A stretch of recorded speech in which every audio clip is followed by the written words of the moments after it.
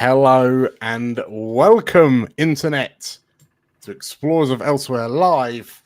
But with a slight change to the scheduling, this is Titan Talk. Hello, hi, my name is DM Dan. I am joined tonight by Nate over there. Hello. By Georgia, just down there. Oh no, Georgia. Georgia. Georgia. Oh no, that's a panicked look. Yeah. Well, we'll swing back. And Tim, down over there. Hello, I'm over here. Hello over here. I'm Dan. I welcome you all to a little evening. It's going to be a chill one, you know. It's just going to be nice and chill. For those of you who are seeing this video for the first time or started seeing any of our videos for the first time, hi, welcome. Explorers of Elsewhere is an inclusive actual play TTRPG channel. We play really cool characters in a really cool imaginary world setting. We have just finished the first act, the first third of our third campaign called the Titan Isles. It's a third campaign in a series of campaigns all taking place in the same kind of shared setting. And I think suffice to say, this the finale of Act 1 was rather explosive. A little bit. It was quite normal, actually, quite, sedate. Sorry, my mic was out for a bit there. My headphones weren't working. Gone really well. Yes. Tim took a leave of absence, came back. Things had changed in his absence. But yeah, I think this is actually the second Titan Talk that we've done. The first time, normally we would be looking to do these Titan Talks as sort of pseudo kind of behind the scenes, just kind of discussions between myself, you guys, and you in chat. Hello, welcome, hi.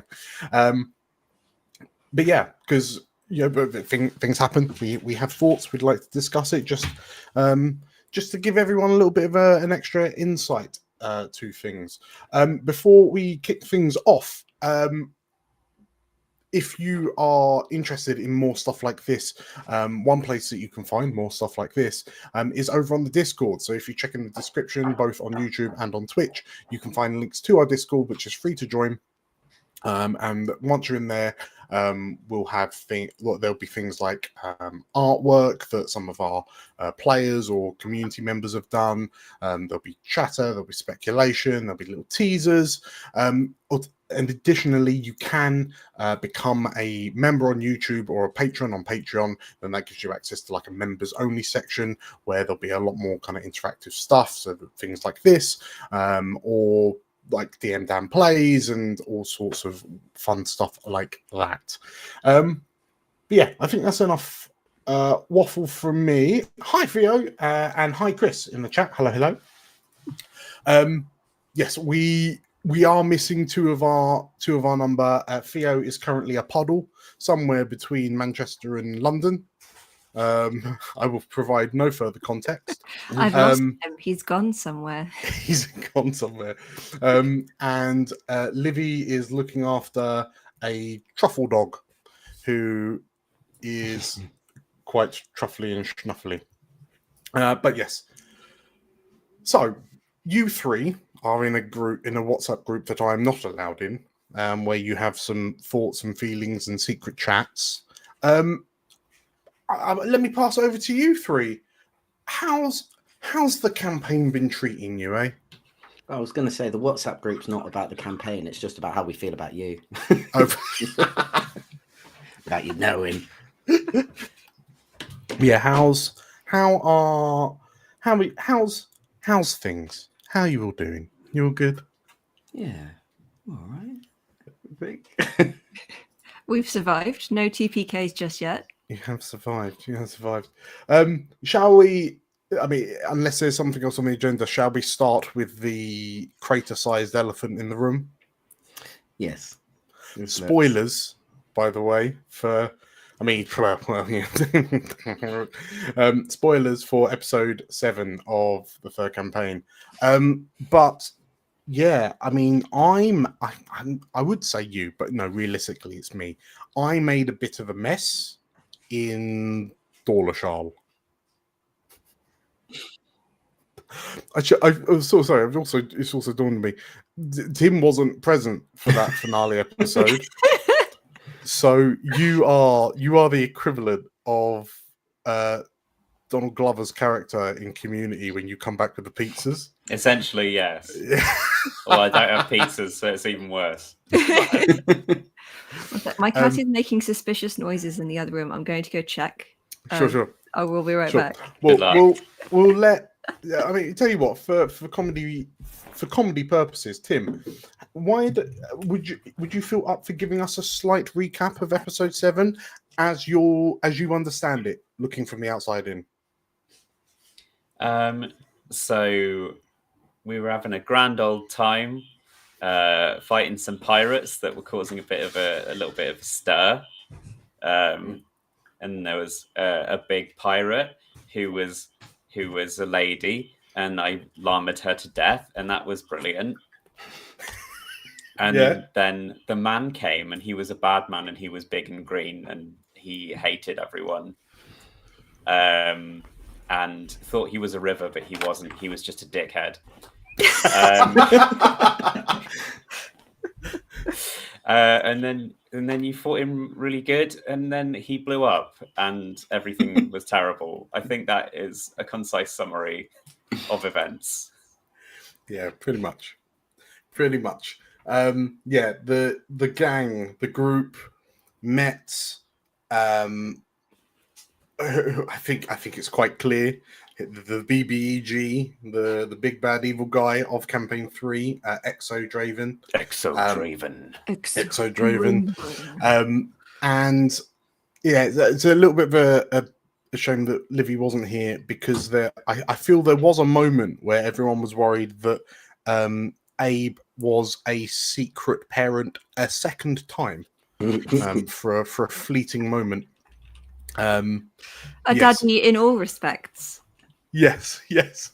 But no, we discovered that Exo was a member of the village of Riceville Nar, which is the kind of the village of keepers on the Titan Isles, like the natives, so to speak. And like Abe knew this chap, gave him a very philosophical chat about building bridges over rivers, that I think it's clear to say Exo absolutely got the wrong end of. Just did not take the lesson, the morals that Abe was offering, and yeah, has now become a dread paladin seraph type. Although the biggest reveal to me is that it's Abel Rick, apparently. Abel Rick, yes. Oh my god. Yes. These are dark times. It's all coming out. So yeah, I mean, how I'm going to sit back a little bit because I don't want to make it sound like I'm just tooting my own horn for an act finale. But yeah, how did you find the finale, both narratively, mechanically, thematically, whatnot? Georgia, you were there. I was there, yes. I was right there in the middle. It was really good fun getting to finally meet this helmeted man that we've known about since the end of the mini but not a mini campaign that we were part of. Yes. It's always fun to meet someone from an epilogue. Yeah, I did. I was really giddily excited about kind of doing that stinger at the end of Tales from Elsewhere. But yeah, and I think now, well, I mean, he very much said his his mission out loud, just to make sure Just make sure you got So that. we across. all knew. You all know, yeah. He wants to eat some gods, and by God, he's going to do it. He is starving for gods. Oh, gasping for gods. But how is it? Like, is this the first time you've been in a town that went bang? Like, is that a new? It's definitely a new experience for all concerned, I think, Sure. especially considering he then came together and got back up and walked away. Yeah. Doesn't seem like an ideal outcome. No. Yeah. Yes. How about you, Nate? How did you find it? Like, it was an episode long fight for all intents and purposes. How was that feeling?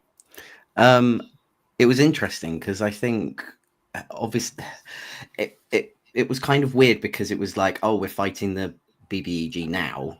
Oh, okay. And I think from my point of view, I was kind of thinking like, how is this going to go? Is he gonna run off and then we'll see him later on, or is this just a taster of what he's like, and we are really all going to peg it in some sort of way? It's never going to end well, is it? If No. the BBEG turns up in like a third of the way in. Yeah, about episode 7. So yeah, it was interesting to see where that developed. As for the fight, and this may be going sort of like a very much behind the scenes, but this was like especially my first chance, but I think a couple of people's other first chance as well, to use a new mechanic that we've got in Foundry, which was the hand up mechanic. Yeah. So for anyone who doesn't really know the sort of mechanics of combat in Daggerheart, is we choose when we go. Basically, we, there's no initiative like there is in D&D. We sort of say like, I would like to go, I would like to do this, and we've spoken about this a couple of times now, and we're all very too polite and British to sort of say like, oh, me please. Yeah. And also I think it adds difficulty when you're online and you're not sort of gauging everyone's sort of mannerisms from the corner of your eye, kind of saying, oh, I can see that person vibrating in their seat, they really want to go. So to have the hand up meant that we had a chance to actually sort of have a think, to look what the other person was doing if they were currently in a combat situation, and kind of go like, oh, I know how to go from there, and then kind of say like, right, I'm ready, without kind of going like, oh, but that other person, they may have thought of something after me, but they really want to go, and then us as a group sort of discuss who goes next, or if someone says like, actually I've got something that would really buff this move, or do you want to do a tag team? So I think having that did for me anyway, made the combat feel more smooth. Yeah. Because we had that chance to kind of go like, right, we've removed that problem of being way too British, let's now twat some people. Yeah. I'll admit, it was one of the things I love about Foundry is its kind of modularity, and the fact that I know we mentioned, well, I mentioned this in the previous Titan talk, but some Muppet forgot to record my audio. But yeah, the fact that like every time we have a session, we can sit back and go, okay, that wasn't as streamlined or as efficient as it could have been. What like modules are there that I could install that will go ahead and fix that? And we spent a little while figuring out how do we do a hands up thing, and there is a hand up module, but it's for the wrong version of Foundry. So in the end, we were just like, cool, we're just going to write macros so everyone can just hit a button, and then privately it messages everyone and says, I'm ready, got a timestamp. That means that we all know instinctively who's ready for a go, and then that kind of gives you a heads up if you think, oh, actually I could maybe tag team with that person, or something like that. I mean, I think what it boiled down to is that every time I looked down at the pings to be like, I'm ready, it was like, oh, Livvy's ready. Oh, Livvy's ready. Oh, Livvy's ready for a go. Oh, Livvy wants to punch something. Oh, Livvy wants to act something. Oh, Livvy's ready. Yeah, an eager beaver, to be sure. I guess for Livvy, like, when I'm trying to decide what to do, I'm going through my cards and stuff. But Livvy, she always has the option to just hit him really hard. Yeah. Just choose a body part to hit them with, and then you're golden. But yeah, I mean, because we originally had this sort of like very loose agreement between the six of us that if no one was really sure what they wanted to do, don't worry, Livvy will take a turn. But yeah, I think this button has worked. And quite excitingly, it's kind of spurned on this decision to have this chat this week and sort of have a bit of a break from the campaign for a week. The official, unofficial Foundry Daggerheart system is nearly complete. I was checking it today. It's not a percentage that you can really take like hard as a hard percentage, but they are at 94% completion. So, and they've said as soon as it hits 100, they'll release it. We'll then figure out all of the bugs, like everything that's gone a little bit awry. But hopefully, I'm hoping that Act 2 onwards, so episode 8 onwards, we'll be playing a system specifically designed for Daggerheart, and that'd be really nice. Yeah, Dan, don't just implement it on Sunday night and go, right, everyone, we're doing this Monday. Gonna see how it goes. See how it goes. I mean, I say it should be. I mean, from what I've seen, it should be relatively good. But yeah, if anyone else who would like to play Daggerheart and favors Foundry VTT, it's called Foundry Born. Yeah, if you search it, they've got a web page that'll take you to their GitHub and links to their Discord and all sorts. So yeah, lovely jobs there. Yeah, so back to episode 7, just sort of like in general. So yeah, it was a big. How did it feel? Like, how did the scale? I guess this is a question mainly for. Well, actually, it's a question for Nate and Georgia in the first instance, and anyone in chat who's watched episode 7. I suppose, Tim, you can, I guess, classify yourself as a member of chat as like a viewer. But how did the scale and scope of what was effectively like a 3-hour fight feel like? Like, was it? Because I know in certain other TTRPGs, when you have a 3-hour fight, you can end up feeling a bit it just feels a little bit monotonous. Does it feel more lively in Daggerheart? Does it feel kind of the same? Does it feel more of an uphill struggle than, say, D&D or Pathfinder or whatnot? I mean, I was certainly feeling my bad rolls, my inability to take a headshot, and my lack of AOE attacks. Okay. I've got one AOE, and that's it. And I kind of can't keep using exploding to everyone. Oh, that's what the BBEG did, so maybe I should keep doing that more. Yes. So I think I felt that a little bit. And as I'm a DPS, but when we have a tank who is so good at tanking, it's hard to know what to do as a DPS, even with the spotlight system. So I think there are a few of D&D's issues still kind of creeping in. And I imagine as a support class as well, Nate, I don't know how you felt, if you felt some of that as well. Yeah, I think, especially at the moment with my support things being so limited at the moment, I feel like they may sort of boost up a bit. But I think that only comes, like, I can only use them up to a point, and then it's like, right, all I can really do is go in with my cutlass. And I can't do fireball right now because all you buggers are all right round him, and I can't Wall of flame. Wall of flame. I just stand on the other side and go, bye guys. You deal with it. I mean, you being on the other side of a wall of flame has not worked out well. No, that's not worked out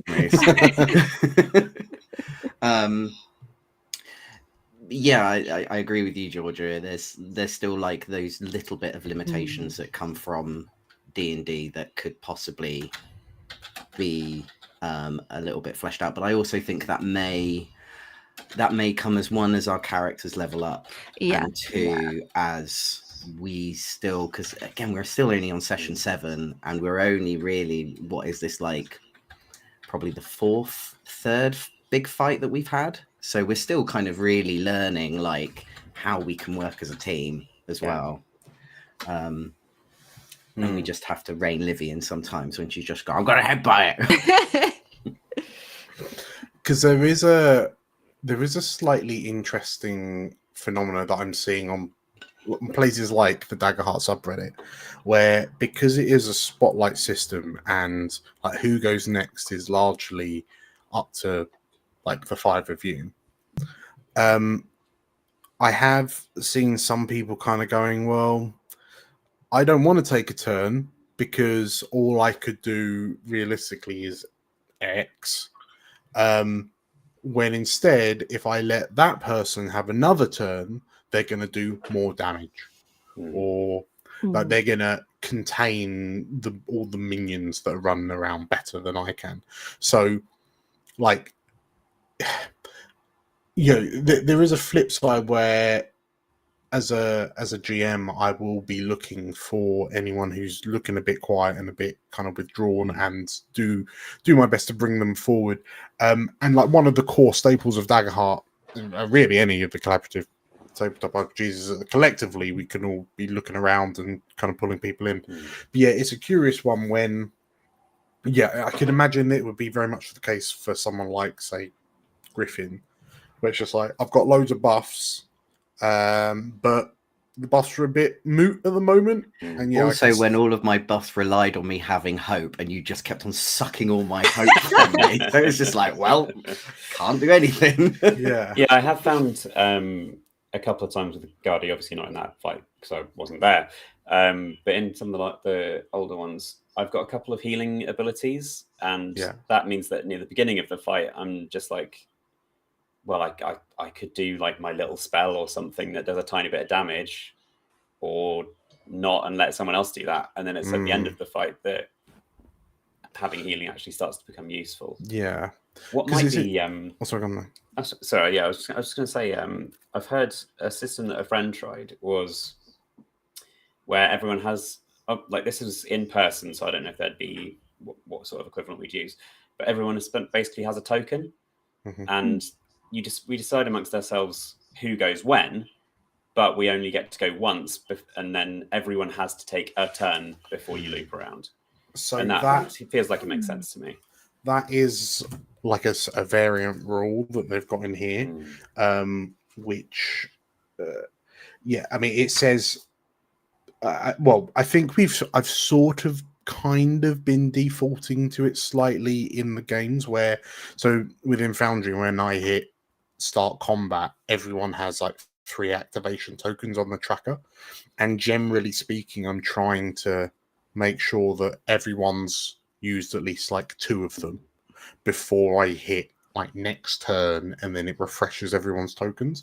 So in that sense, you've got a pretty good spread of who's like how many times people are going, and that's also what I use to go, Cass hasn't been for a while, what does Cass want to do? But yeah, I say it does make me wonder, because it's, in inverted commas, Daggerheart wasn't written to use it, but it is causing an interesting problem where some people are just feeling that their turn is less worthy than someone else's, and that's a bit of a shame. It makes me wonder how we can do it, because how we can work with that. Because I mean, the reason why I chose Griffin to be more of a buff character was because in the last one I played as a car who could just go up and twat people, and I wanted to see how the mechanics worked with someone who was more, because it is quite easy to go like, I do an attack, I want to get the big final blow, ha ha ha. But sometimes I wanted to sort of challenge myself a little bit more by kind of being the person who stood back a bit and actually, made it so that everyone else could sort of do the big blow. Mm. That I think I'm hoping with more cards that I'll have something something more interesting, and that I won't be so eager to save civilians from particular nasty blows. I mean, you mentioning the cards because surprise everyone. As we move into Act 2, the characters will be leveling up to level 5. It's leveling up time. 5? Yeah, Level level 5. five. Yeah. Level 5. Probably. So everyone's probably going to end up with a new. Well, everyone should be ending up with a new domain card. That said, about half of you already have more cards than you could have in your loadout. So in Daggerheart, you can have 5 available abilities. And Daggerheart does have that whole swapping abilities in and out. And you pay stress to do that. And I'm pretty sure, I'm just idly trying to find the rules on it, but I'm pretty sure you can kind of do that in combat.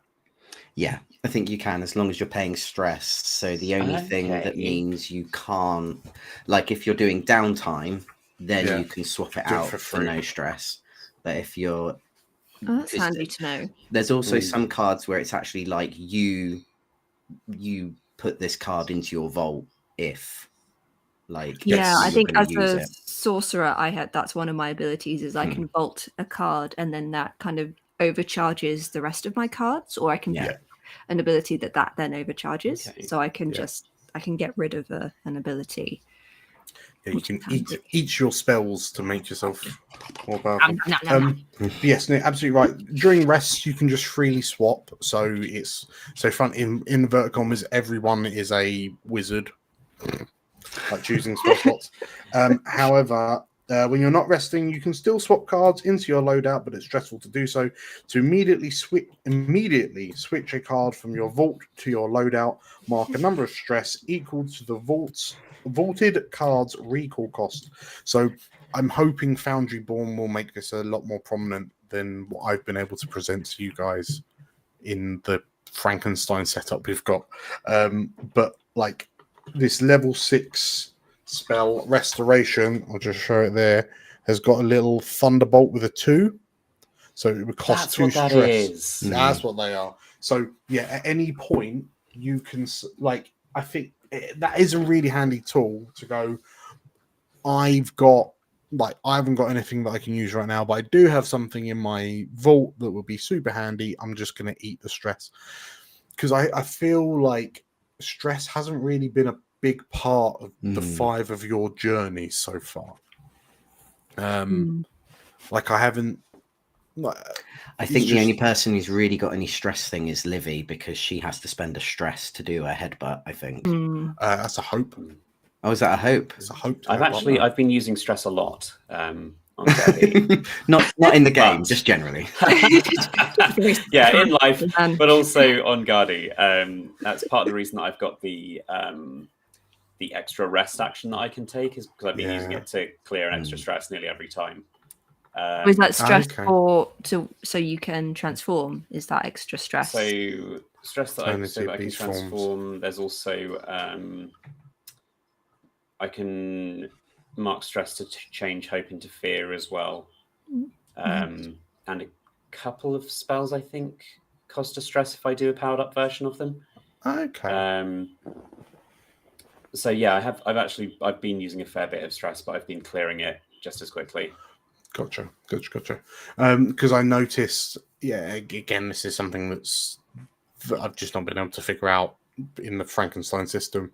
I've realized every time Gardy turned into a beast form, your hit, your hope and stress just zeroed. And I'm like, who knows? I Who just knows kept how using much the demi-plane? my main character sheet, yeah, because I can still access like Gardy's human form one, humanoid form. Okay. Oh, so Theo in chat, hi Theo, has said that he's got stress in his scales ability, which I believe is if you take severe damage, you can pay 2 stress to drop it. He's a major. silly boy. And stress in the new abilities. I'm really hoping stress does become a more prominent resource that you guys need to kind of look after, because I think that like that kind of resource management, I feel would make things a bit more exciting. Because I know there's been a few times where it's like where you've rolled success with fear or fail with fear, or you've just rolled with fear, and I've said, all right, take a stress. Like so and so does this, take a stress, and then I've seen the little red bar go up on your tokens, and then that's just okay. Yes. Was there, just before we carry on, Nate, were there any questions between you three that you had kind of pre-planned? I don't think so. No, No? I think Okay, we, that's fine. I think we're all still Oh. bamboozled. I might have missed it in the end of the thing. How's the portal doing? Oh, Portal there? Portal not there? Portal not looking good? I think it was in the middle of the blast. It I did think look it's like in it. the crater. It's been a. oh, it did. It's Yeah. We're not going that- back to Avamore now. Hmm.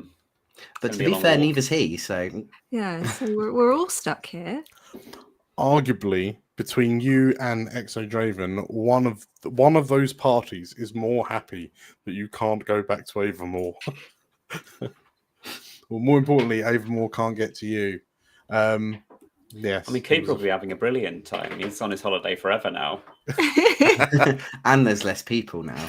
Yeah. On the island. So Abe's happy. Yeah. Significantly less people. It's less urban. God, he's having a lovely time. So I'm just catching up with everyone in chat. Was very relieved that I have firing. Sophia was very relieved that he had a fire range attack that he could use in combat. I can see those limitations coming in, but as reliant on the players sharing the spotlight, finding creative solutions instead. Yes, yeah, there is. I feel like on paper, idealistically. So this is jumping back to the people like not feeling like your turn is worth it. I think narratively you can always find something for your kind of character to do, but then that is a lot of the time that's backed up by mechanics. I mean, Nate, I started to touch on this. We had a lovely roast yesterday, and I started to I started to touch on this a little bit, and I know I've spoken to Carl about it a little bit, about one of the struggles that I have with Daggerheart.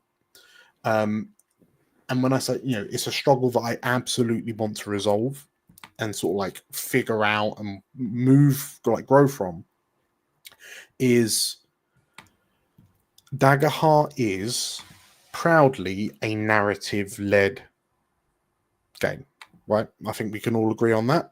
And there's a lot of stuff in it that makes you go, absolutely, the fiction is coming first, and that's informing the what's happening.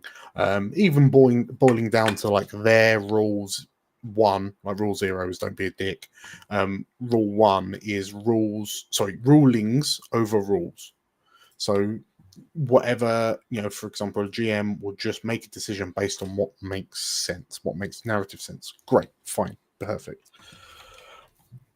In that episode, I had so many mechanical things to keep track of, and it felt like I was keeping track of more things than in a game of, say, 5th edition D&D, or dare I say it, 4th edition D&D, which had an even chunkier combat system. So I'm keeping on top of all of the minions running around. Great, fine. But then some of those minions had reactions, so I had to keep an eye out. Like when this specific thing happens, then this specific thing happens. So some of them had reactions. Some of them had triggers.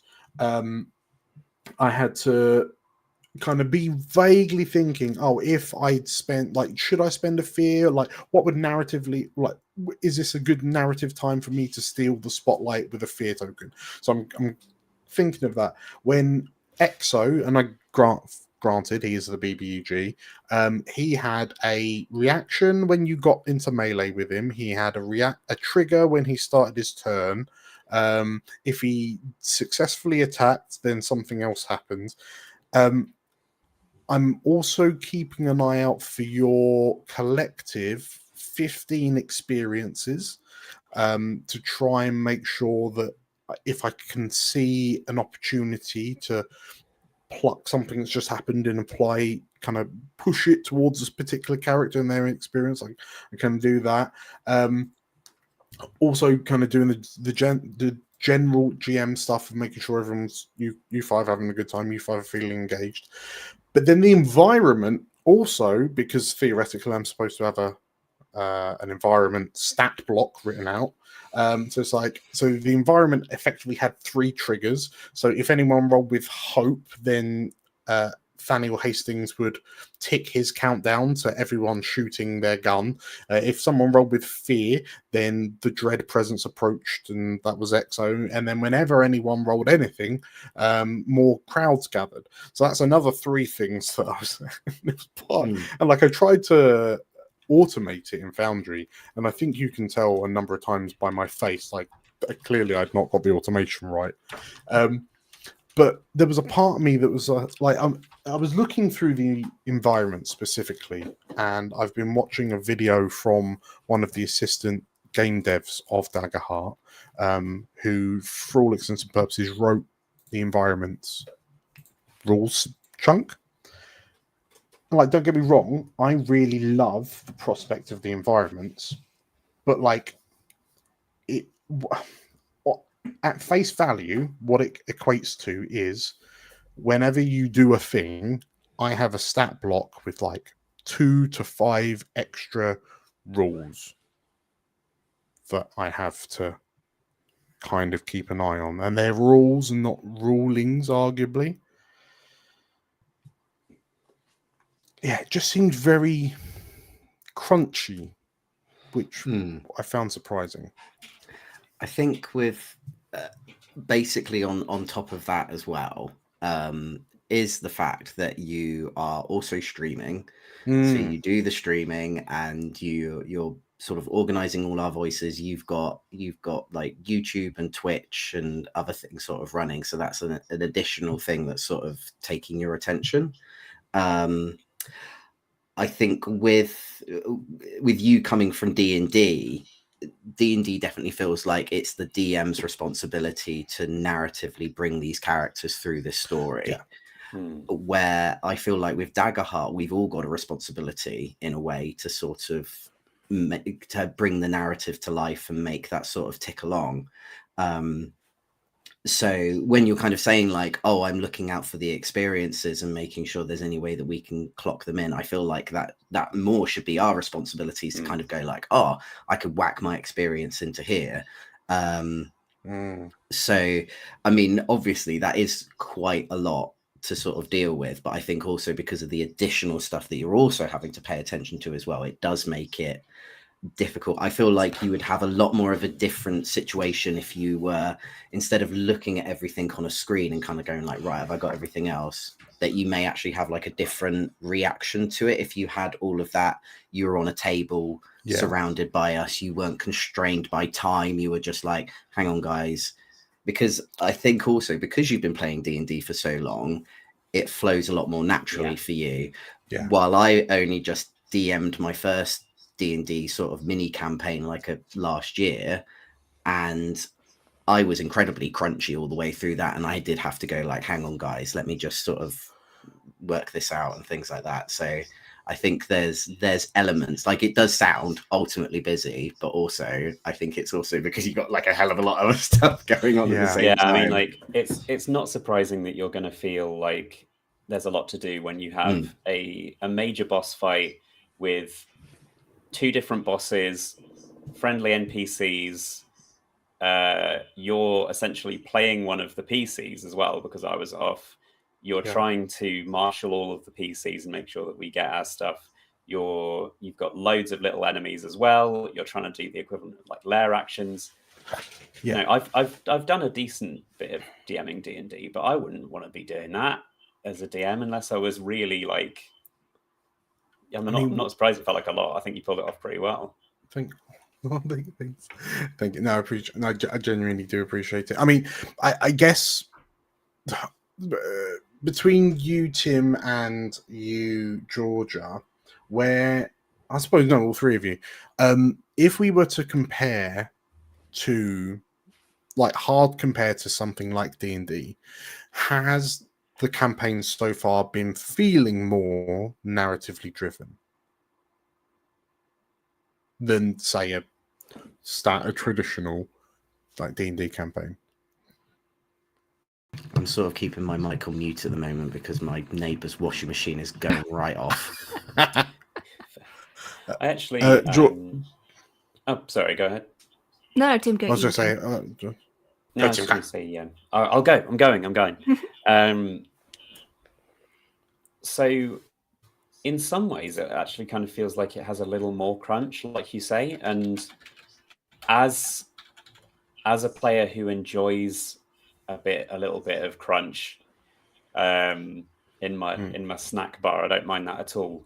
I like how now there are rules for short rests and for long rests that work well. I like that things like tag teaming give us an ability to integrate working together in a fight in a narrative way that has rules to back it up instead of just having to try and cobble something together on the fly. Yeah. I think as we all get more comfortable with that, then it'll all flow more smoothly as well. I guess like overall, it doesn't feel radically different from D&D, but it's also not really trying to deliver a radically different experience from D&D. So I wouldn't expect it to be too far off. Yeah, I mean, personally, I'm quite fond of the changes. But yeah, that's just my my take. I also think I think the balance probably needs a little bit of tweaking as well. And that'll help to resolve some of the concerns about like different players going. Yeah. I mean, as a druid, I'm gonna tell you my secrets. As a druid, I have forms that make me ridiculously powerful at nearly anything if I want to do them. So I'm like, oh, I can basically be as good a fighter as Livvy by turning into a tiger man. I'm not going to turn into a tiger man because that's bullshit. So I think we should just address the fact that Tim is clearly a power gamer because currently Druid is the one class where people are going, this is too much. This is too much. Nerf the Druid. Please nerf the Druid. Yeah. I just wanted to make leaves happen. I wanted to be a llama. And they've given me a gun. When I've been seeing a fair, like, especially when the rulebook first dropped, I've been seeing a lot of people going, the beast forms for Druid, that needs to be trimmed down somewhat. They've kind of, it feels like they've tried to make the beast forms roughly equivalent to what other classes would be doing. Yeah. Which means that if I use the beast form a lot, I can be as powerful as anyone else at any situation almost. But with the added strength of choice. Yeah. Yeah. Yeah. And cuteness. Yes.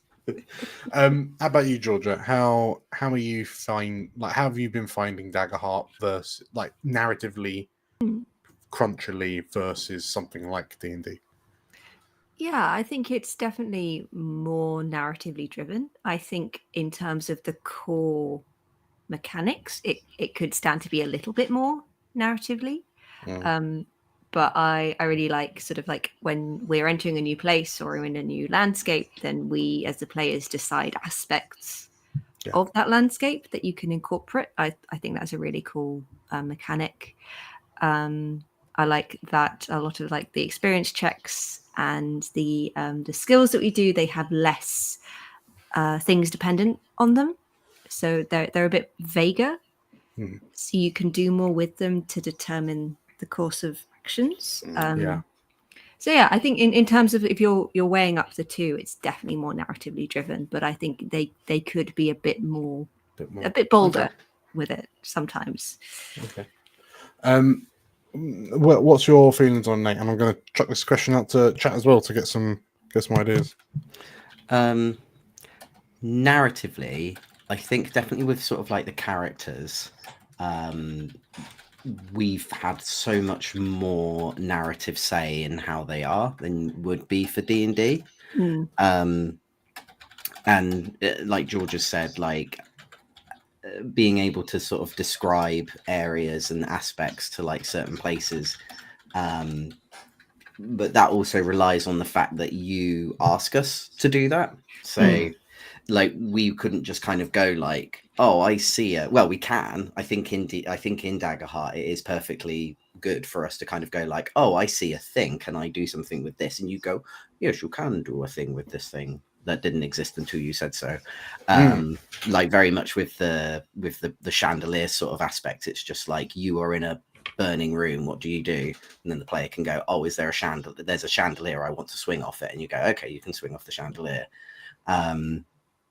So I feel like as players, we should be a little bit more conscious of that and try and sort of implement that a lot more.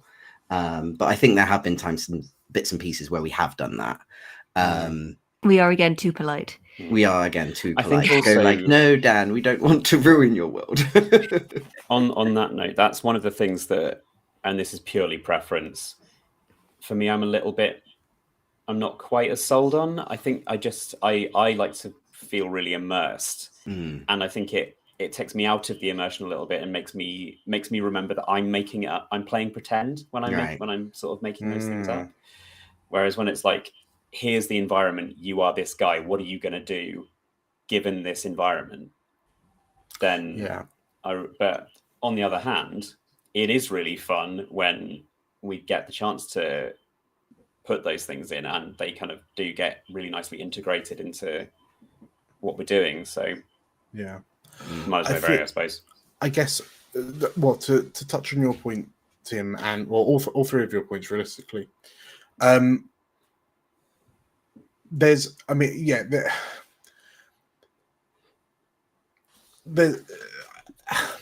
I guess, how do I phrase this?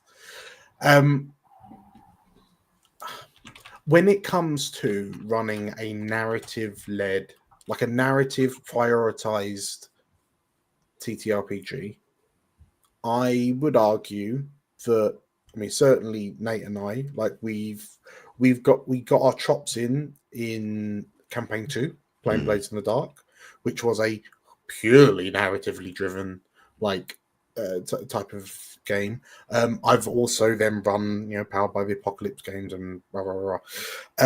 And so the vast majority of that is like, so for example, in Blades, it's like, oh, you've rolled with the complication. We're now going to figure out what that complication is based on the narrative. Like, we're going to make something up, like create something new that didn't exist, and now we're going to throw that out and we're going to react to it. And then players in turn could kind of flip the script back and say, this problem that you've presented us, I'm going to suggest that I can deal with it with this like angle that the GM hasn't thought of. Like, how can I tinker my way out of this? How can I in inverted commas perception check my way out of this? So you've got that kind of creative bit where, so you could say, oh, is the warehouse on fire? I'm gonna look for a route like that I can climb up for a window. Cool, give me a perception check. That sort of thing. And that is like, when we think back to the finales in campaign 2, so the Act 2 finale, especially the flight of the Sanguivar, like, we had this sprawling running battle in this like storm drain silo type thing, and there was like it affects 3 separate villainous forces that were threatening to murderize you all. And I feel like everyone was able to just kind of lock in because you were able to say, like, I could turn to someone and go, right, what do you do?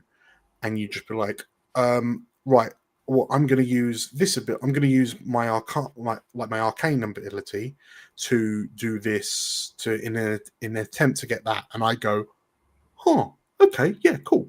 And we run with that. And in my heart, in my dagger heart, I really kind of wish I could do that in Daggerheart, I where suppose narratively, like we could be doing a lot more with the hope and fear system, because in theory, that like I think I haven't been doing that as much as I could be, which is where if we get hope on our rolls, that should mean something good happens to the situation. If I roll fear, I should be like, and I trip over or something. Yeah. Whereas I think we haven't used that much yet. I mean, you're absolutely on the money. So, like, the whole success with hope, fail with hope, success with fear, fail with fear, they pretty much map out to the same as Blades, with success, partial success, and failure, to Powered by the Apocalypse doing 10 plus, 7 to 9, 6 or less. Like, those different outcomes. And yeah, part of the absolute joy that I felt in Blades was figuring out what went wrong. And absolutely that happens in Daggerheart. Like, there's a section on making moves, and it gives you a load of kind of general so when you make a GM move, you might try one of these: show how the world reacts, ask a question, build on the answer, force the group to split up, show the collateral damage, shift the environment. Like, these are all fantastic moves that I took one look at and went, yeah, absolutely know what I'm doing with these. But then I look at something like environments, and I'm like, everything on this page is a hard rule. And so I guess my big question, because I was listening to the guy who basically wrote the environment rules, and it was a relatively short, like hour and a half ish stream, and he was like, let's write up the rule, like let's create the environment thunderstorm. Like, so no matter what, you can just drop this, the characters are doing something, but there's a thunderstorm. And then he was kind of writing out all these rules, and like part of what you write out is also the questions that come out of things. So, for example, he was saying, well, in a thunderstorm, the floor is slippery, so let's write a rule for slippery floors. And sometimes lightning will strike. Let's write a rule for lightning strikes. And when lightning strikes, that may create a fire. Like, I believe that would create a wildfire. So let's write the rule for creating a wildfire, and we'll set that as a countdown, and the countdown gets smaller and smaller each time it finishes to represent the wildfire accelerating in its growth. And yeah, there was a part of me that went, am I supposed to be writing rules? Like, preemptively writing rules for these environments? Or do I trust myself enough to just make it up depending on where the narrative goes? And so the bit that I asked myself, like, in a really philosophical kind of way, is Daggerheart seems to impress that I should have these preconceived rules ahead of time that I can then implement to work with the narrative. How much of Daggerheart, like rules as written Daggerheart, can I ignore or not use and still argue that we're playing Daggerheart? Because the whole thing about this channel is like we're showcasing rules, like we're showcasing different systems that aren't just, say, D&D. But like, if I just rocked up and went, oh, we're playing Thirsty Sword Lesbians, I haven't actually read the rules, I'm just making it up. Like, are we actually playing Thirsty Sword Lesbians? Are we actually playing Alien, the role-playing game? Are we actually playing Vampire? If I'm just hand-waving it, which I think a lot of people in like private circles will do. I mean, I'd love to see a percentage of how many people play D&D correctly. I wouldn't worry, honestly. Critical Role had some homebrew classes in their first session, and no one kicked off about it. Like, if you want to, that's the thing about like a role-playing game. If you think it's not working for you, cool, fine. Yeah. And if we're not technically playing Daggerheart, if it works. As someone who doesn't watch Critical Role but was reading the Daggerheart Reddit, I did see that someone said that Matt Mercer wasn't spending fear to remove conditions on his monsters. All right, but this is what I mean. In a way, someone in the Daggerheart subreddit, yeah, sure, Reddit is Reddit. But someone on the Reddit thread went, one of the creators of this game got a rule wrong. Like, rather than going, maybe Matt was just doing what Matt thought would be fun. Would be good. Yeah. And so, or maybe he got a rule wrong, and it simply doesn't matter at all. Well, it does matter to me, Tim, when I'm doing all the conditions and Dan doesn't spend fails to get rid of them. Well, so no, interestingly, it's I kind of like was accidentally doing it right. Yeah, we realised you were doing it right. I have to activate them, and then that person can choose to, as an action, shake off the condition. But then I was kind of shaking off the condition, and then just spending a fear to immediately make him womp someone a second time. So just real quick, I'm gonna catch up with chat. How far? Okay, players are just as much a part of the show as the show. Yep. So Harpy Blue has said, I tried one home, it didn't really gel with me. The big corruptive GM-less world building did not mesh with me at all. Getting to nudge the world is something I really like, but taking too much narrative control really makes me feel weird. So that pseudo mirrors what you were saying, Tim. Chris has said, rule of cool, players get more access to the narrative. It would just suck if it ends up like a Telltale game. Oh, but Telltale games are great. That's a fair point, actually. They're really good. Yeah. It's only when you play them the second time that you're like, oh, wait, there was no choice in this. Yeah. All along.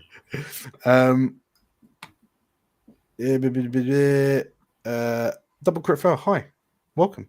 I almost feel like Daggerheart uses its stat blocks and rules as an example for what principles to follow when making up your own stuff on the fly. Yeah. So I think this is... Double Crit, I think I kind of came to the same conclusion where there was a part of me, I was looking at these things like the environments, and like, don't get me wrong, if the environment's rules did not exist, like we've discussed collectively, I think it's kind of obvious watching from the outside in, part of the Titan Isles focusing on like nature as a power, like we're going to be looking at things like weather a lot. And like when you guys were creeping your way up into the islands in like episodes 4, 5, and 6, and we had that torrential rain, there was always points where I was thinking, if someone rolls a fear, maybe I'll hit one of them, I'll strike one of them with lightning or something. Like, I was thinking, do I do a lightning strike? I could have said, like, I could have changed up the rules based on the narrative that had been set. Like, so I could have said, you lose your footing. Let's say if you did an agility check and you rolled with fear, I'd say maybe you don't get that far, but you do get that far, but you slip over at the end. Yeah, I'd be taking those narrative prompts and working it in. But then because I was finding myself bumping against these like seemingly hard-coded rules, there is a part of me that feels like when this says it's a narrative rule set, is it subconsciously positioning itself and explaining itself on that front to someone who's probably only played D&D? Because like for you and I, Nate, we have just played Blades in the Dark, and this feels more crunchy than Blades. So I look through it and go, how can they be calling this narrative? This is narrative at all. But if we had just come away from a different rule set, it would feel like a narrative dream, I reckon. So I guess, is that it? Like, obviously they've got to write something. So maybe Darrington Press have written these hard rules because they need to give you a hard example. But then maybe the takeaway is I should just make it up Like, because I've been worrying to myself, oh, I haven't written an environment thing. I haven't written a motives for this character. Like, I know it, but I haven't written it. I haven't hard coded it. I haven't tried to guess what you guys are going to do ahead of time to make it interesting. I mean, I'd look at it honestly as a toolbox. Yeah. Like, it's saying, if you want a way to figure out hard rules for this situation, here they are. And that was always annoying with trying to DM D&D, is that there was like no advice on what to do if you're DMing a situation apart from just wing it and make it up as you go. Like, you know, there were very few rules for controlling narrative outside of combat in D&D. And I think that Daggerheart gives you a lot more options for that. Yeah. But I don't think that by any means that you have to use those tools every time. No. Like, especially if you're already tracking loads of things in a combat. And if you wanted, like, I don't know, a fire to break out or something, do it like you would have in D&D and be like, a fire breaks out. Yeah. You're going to take fucking 2d10 damage. Yeah. Well, I mean, and that's like, if... Let's say, I think... Because I know... spoilers. I know I have a perfectionist kink. So there is a part of me that feels like I've got to make sure I get this right. But yeah, there is also this strong part of me that says, I just want to wing it.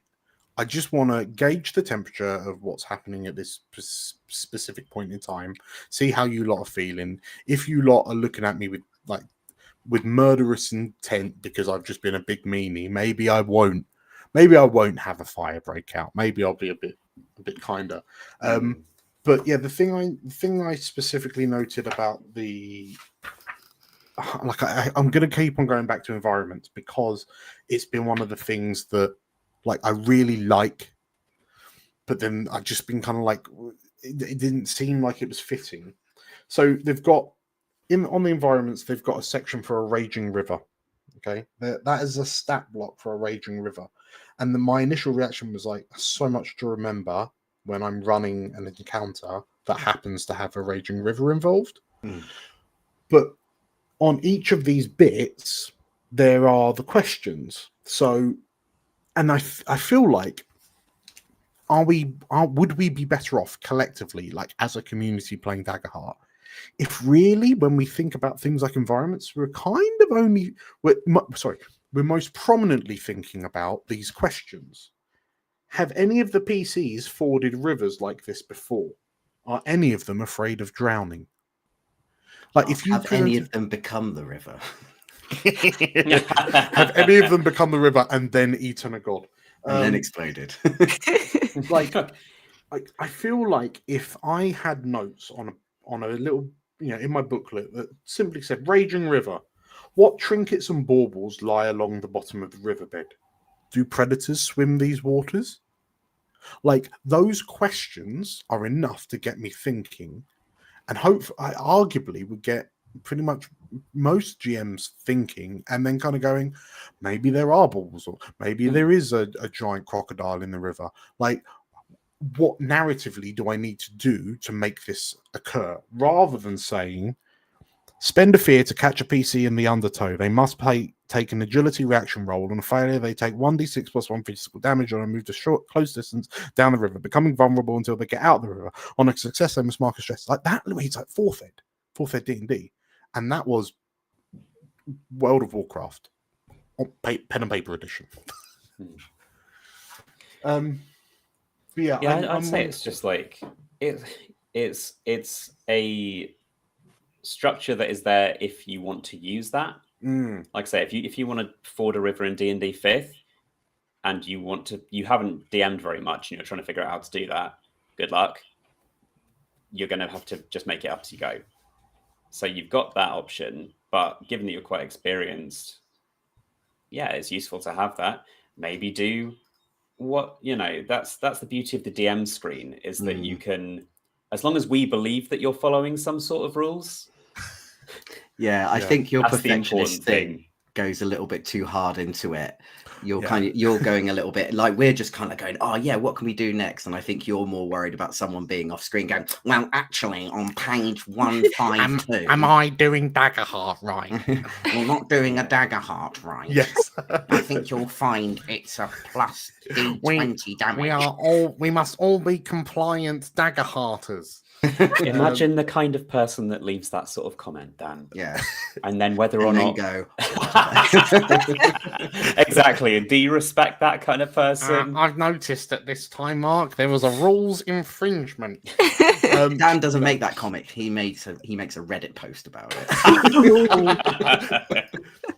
I mean, okay. Question there for the question. We'll start with you, Georgia. But question for 3 of you: if I, in inverted commas, kind of tossed out the rule book in the narrative improvisation of the gaming world, and I lent in harder to my previous experience with Blades in the Dark, Powered by the Apocalypse, is that something you would welcome? We'll ask the 3 of you, and also ask chat.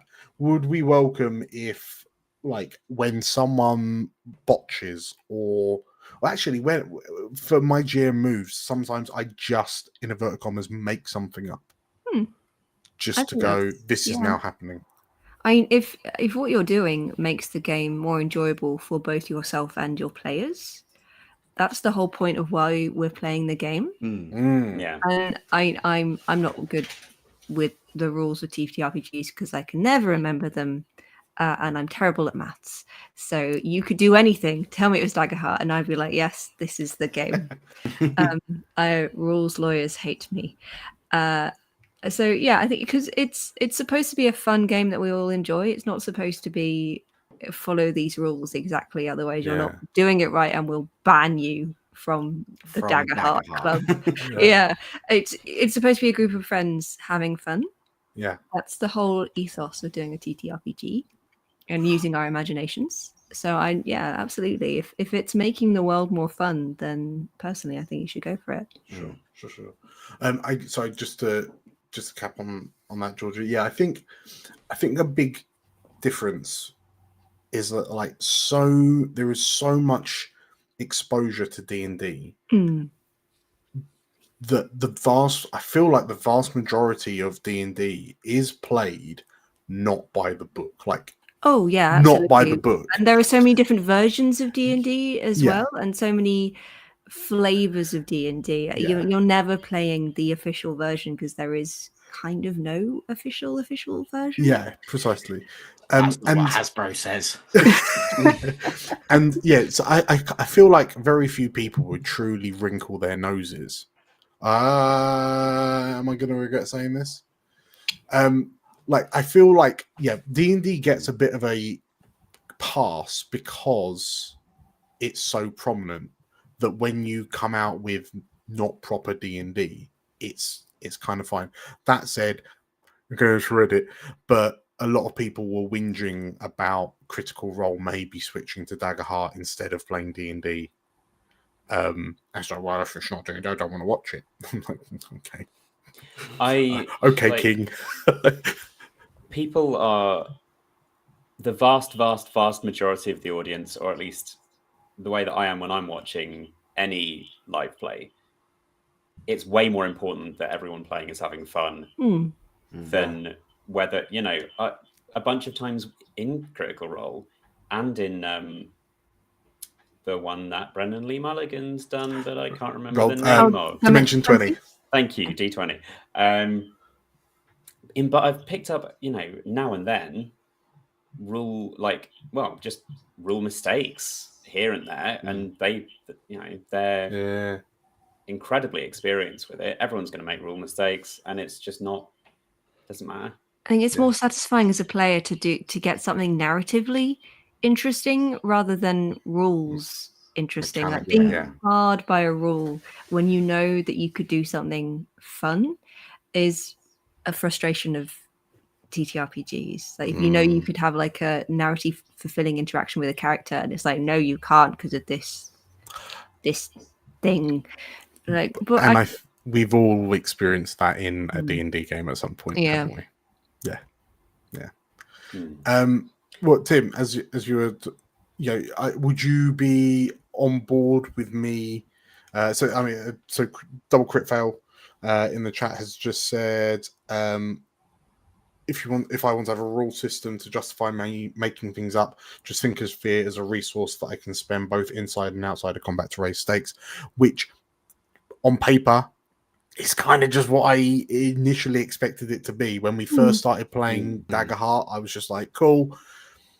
Like, when I use a fear, I'm hoping to incite a similar reaction to when someone in Blades rolls as a complication, and I go, this happens, and you all kind of go, oh! Like, that's what I was hoping for with fear, and then it was just ended up being so mechanically coded. So, but yeah, Tim, would you be on board with me just kind of going, fear tokens are the way that Dan says, actually.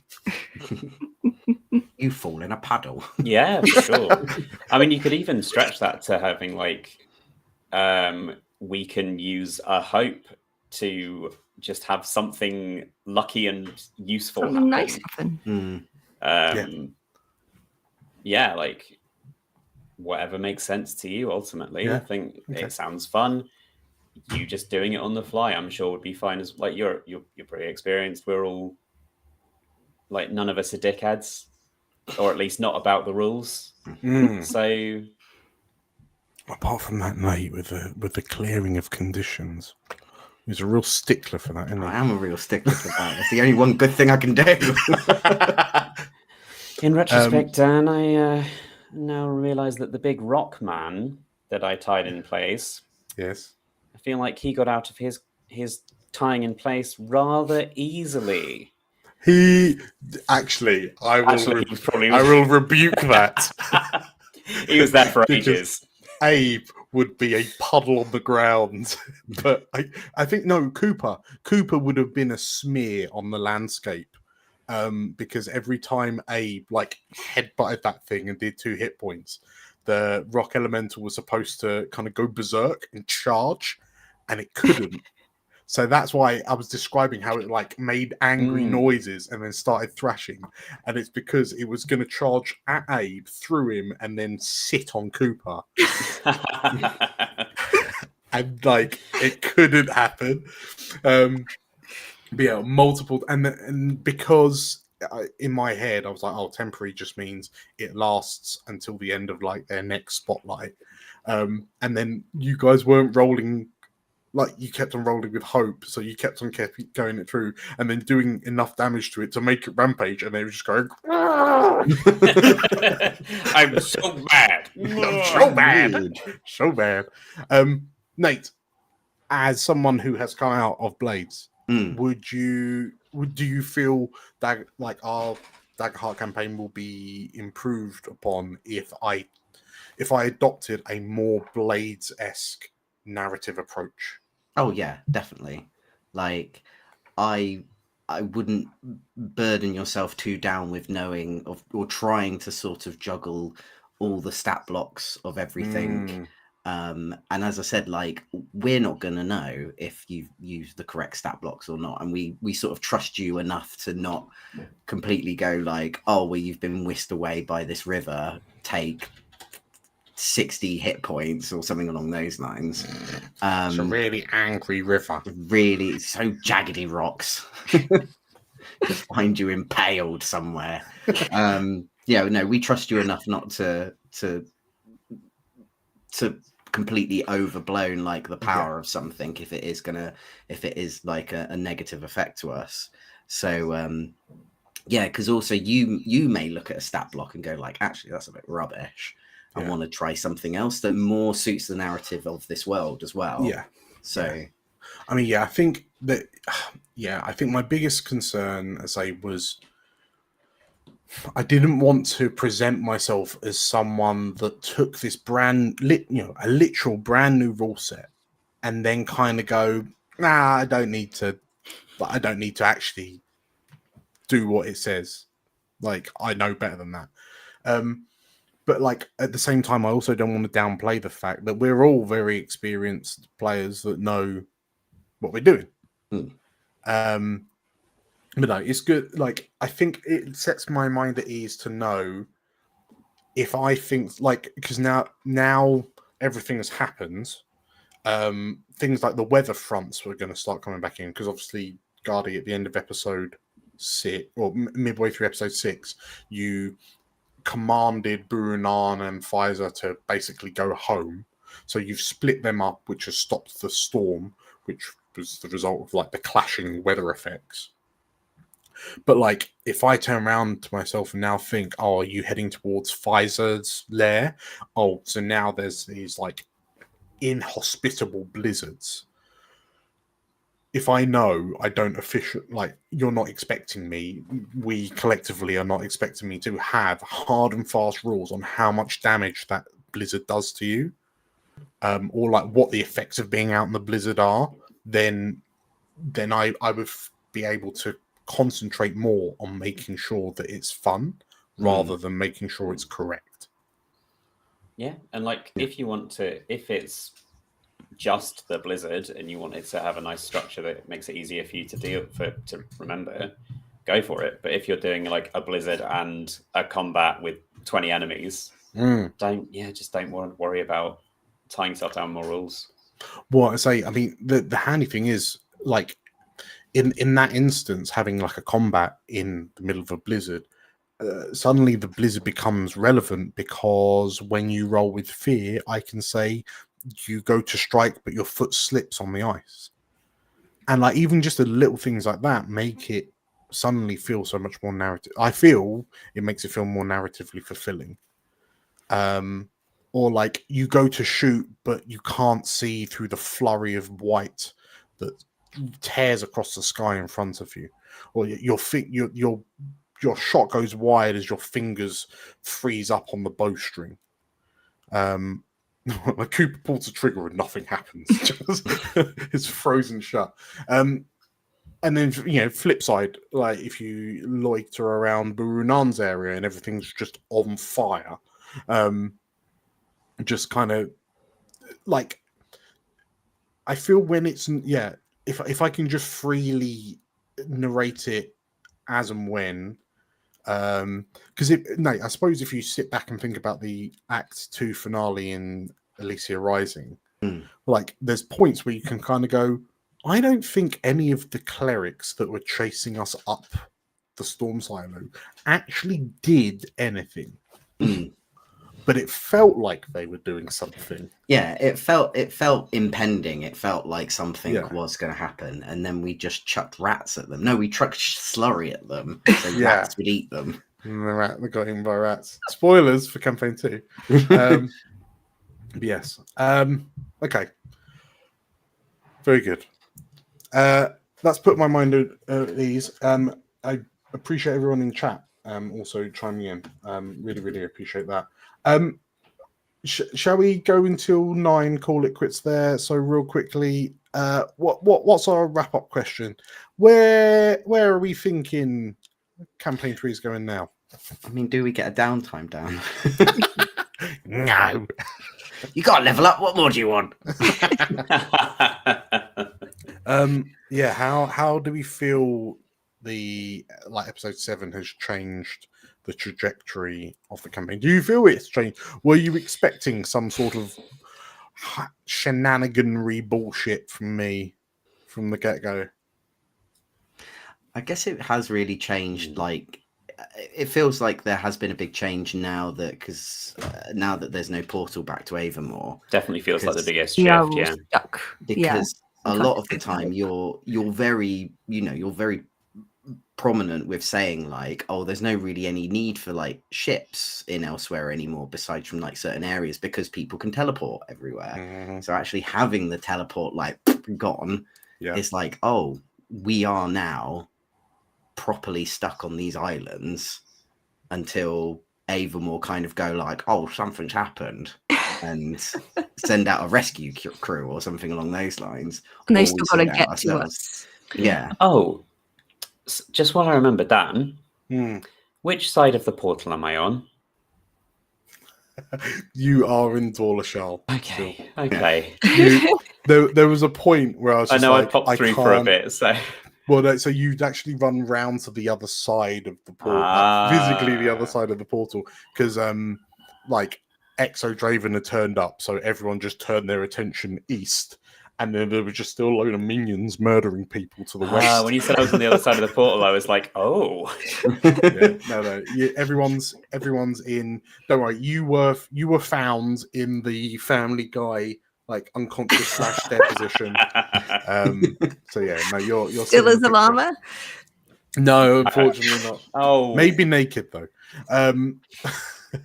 Yes, I very much wanted to, like, I really enjoyed thinking to myself, right, the Act 1 finale is the point where I kind of set up all of these expectations based on traditional TTRPG kind of campaigns, and then go, oh, episode 7, there is no backup, there is no hometown, and you are now at the mercy of the wilds, because you now have to tackle this on your own. And that was how I was going to massively upturn everything and You kind of shake killed it all. Eileen. Sanity. If you ever watch this, Bun Bun Riri, I thank you for your sacrifice. The moment you introduced a character in our community creations that was this hopelessly romantic little girl, the young woman, sorry, not your little girl, young woman, and she would, and like, she's never experienced love, she's only read about it, and it is the most beautiful and pure feeling in the world. And then 2 of the players tell me that they're a divorced couple. I'm sorry to say that Aileen's chances of survival were like in the minus percentages. We will be avenging her. That is our sole mission for the rest of the campaign. I feel like, given that her first name is Hopeless, she was never going to do too well. I think that the thing that made me laugh about, is that I kind of we were chugging through the combat, and then I kind of sat there and went, like, because I had Aileen on the map somewhere, like, hidden, and I was like looking around for it, I just couldn't find her, so I just went, oh, sod it, I'm gonna spend a fear, and I'm gonna create an Aileen token. Like, she's in the next group of panicking crowds to flee. And I think it's Livvy that was like, oh, the true BBEG's turned up. And then we kind of got really into the absolute slug-a-thon between you lot and Exo. And like, Aileen just didn't move. Like, it just never got to a point where the crowds moved forward. But yeah, I'd like to think, I don't know, do I feel bad that I kept I was really excited for a community character because I knew I was going to kill her in front of the divorced couple? Is that bad of me to admit? No, they did the same in Homestuck. Oh, fine, perfect. Do you know? This is how much it's wounded me, Dan. I hadn't watched it when I messaged, "Is Hopeless Aileen okay?" I didn't know she wasn't.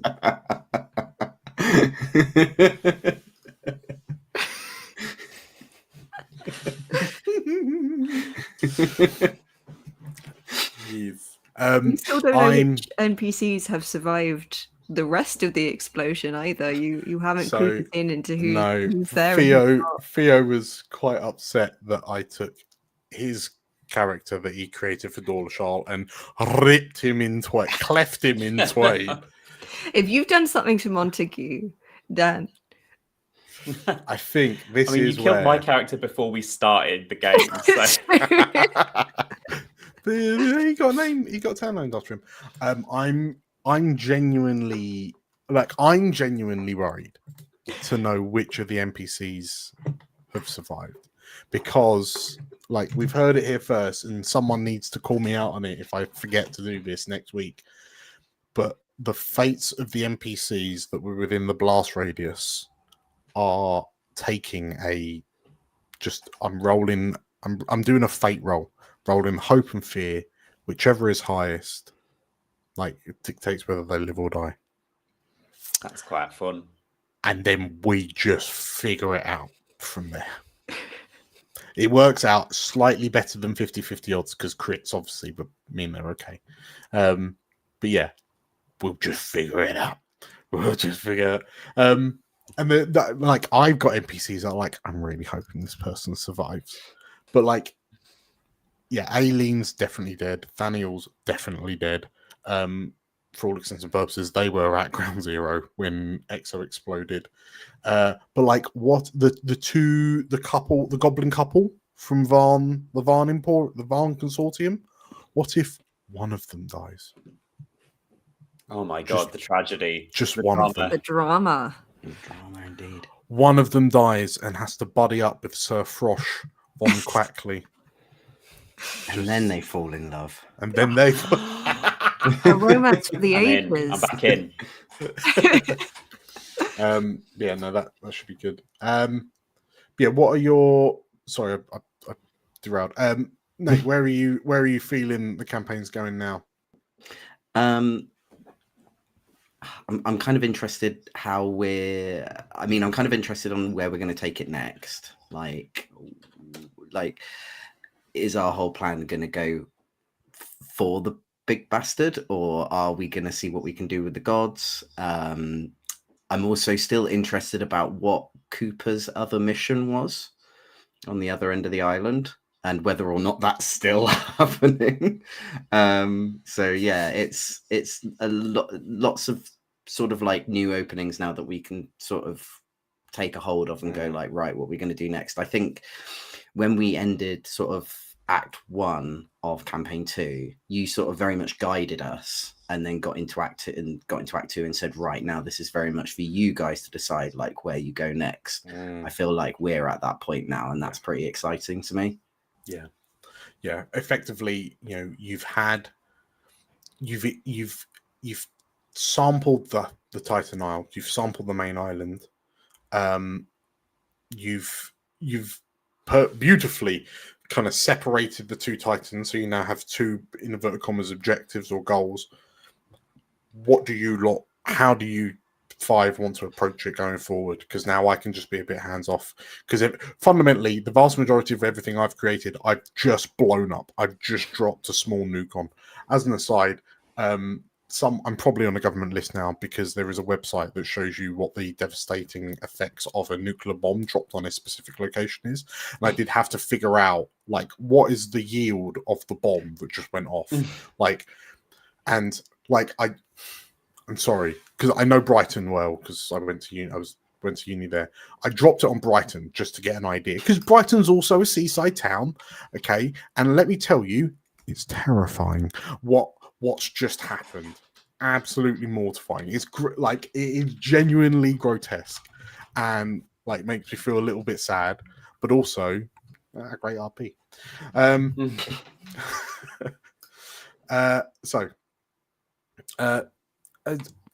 Yeah, I think we've all said where we think the campaign's going now, haven't we? I think I've only been the one who said it. Oh wait, did I? Oh, I thought I spoke. Georgia, when do you think campaign's going? I mean, I'm very interested to now, personally, as a player, to know what's going on the South Island. Is it where Cooper has been gently suggested he go to, and where we've sort of been suggested other things are? I feel like there's a little something going on over there, and I'd quite like to know what that something is. Cass is straight on those gods, but Georgia, she wants to know. Yes, well, I suppose you've also got that kind of, in terms of Pfizer and Brewer 9, you've kind of got that time limit where Exo has turned up and said, BT Dubs, gonna eat one of those gods. Daddy's hungry. Yeah. And I need nom-noms.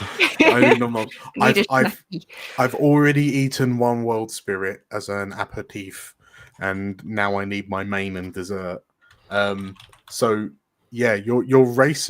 Have you ever raced against the BBEG to stop him from eating something? Is that is that something? Pick him up like a cat. Like, no. Drop it, drop it, Yeah. drop it. Well, yeah, Tim, how you think? Like, where are you hoping Act 2 takes you? I think it's very interesting now. It's suddenly become a lot more open. Like where we had quite a clear path of action before, which was like, we know where these reinforcements potentially are. We're going to go and find them. They're going to help us deal with this. Now it is like, well, all we know is that we don't have many resources and we have a huge problem to deal with. So, yeah, I think it's going to be much more sort of exploration-y. I think it's going to be really interesting seeing what we can find to try and cobble together some kind of anti-god defense when we've got like sticks and wreckage. Because you've also found out that not only are the world spirits on the menu, but they're also corrupted with arcane mana. So And we don't have access to the greatest mind in all of Elsewhere to help us anymore. Gembrick is not available, I'm afraid. No. Yeah, I'm genuinely interested. Like, I'm genuinely excited to see where U5 take Act 2, because yeah, Nate, you're absolutely on the money. Much in the same way as with Campaign 2. Like, I've kind of given you the guided tour, and now, like, I'm going to be significantly more hands off for the next, certainly for Act 2. But yeah, we'll see what you make of it. Yeah, that's going to be exciting. Any closing thoughts from any of you, or in chat? No. We're ready to play again. Head empty, Yeah. no thoughts. Yes, I'm massively looking forward to it. So I'm, in a way, I'm hoping chat doesn't say anything because I'm going to start the outro. But if you are intrigued, if your interest is piqued, your curiosity is piqued by what we've been discussing tonight, then you can watch the next episode of Titan Isles, which will be episode 8 next Monday. So this time next week, from 7:30, we'll be streaming on YouTube and Twitch, as we have done. So it is the third campaign in the series. So if you're enjoying this and you want to see what else has been happening in Elsewhere in the very recent past, you can check out our D&D campaign, Year 1, or our Blades in the Dark campaign, Elysia Rising, which are campaigns 1 and 2 respectively. If you want to continue the conversation, you can absolutely do so. Join us over in Discord. The links are in the description, both on YouTube and on Twitch. And yeah, once you're in, it's free to join. Yeah, I'm sure there'll be some speculation. We're getting memes. So yeah, just kind of join in with that. If you are really enjoying what we're doing, kind of liking, subscribing, following is amazing. If you want to, if you like us enough that you'd love to support us, we do have memberships here on YouTube, or Patreon subscriptions over on Patreon. They're £3 or £5, and they give you access to like a members only section in the Discord, which gives you kind of more interactive stuff. So I'm going to be doing some sort of like let's play computer game type things. There'll be more Titan talks like this, which will be members only initially, and then eventually coming out for public later. In case you've been wondering, we're playing a rule system called Daggerheart. That is a digital rule set that you can buy through DriveThruRPG. We happen to have an affiliate link, bam, in the description. If you were to buy Daggerheart digitally from DriveThruRPG using the affiliate link, it wouldn't cost you any extra, but we would get a smidge of money, and that would be really, really helpful because I can port that back into the channel. And I think that is pretty. Make it rain. I think that is pretty much it for us. I don't think I've forgotten anything. Nothing's happening in chat. That's grand. I don't have to backtrack. Thank you all for watching. Thank you three for jumping in and sharing your thoughts. And we will see you all next week for the start of Act 2. Take care, everyone. Bye. Bye, bye, bye, Bye. bye, Take bye, care. bye, Bye. bye.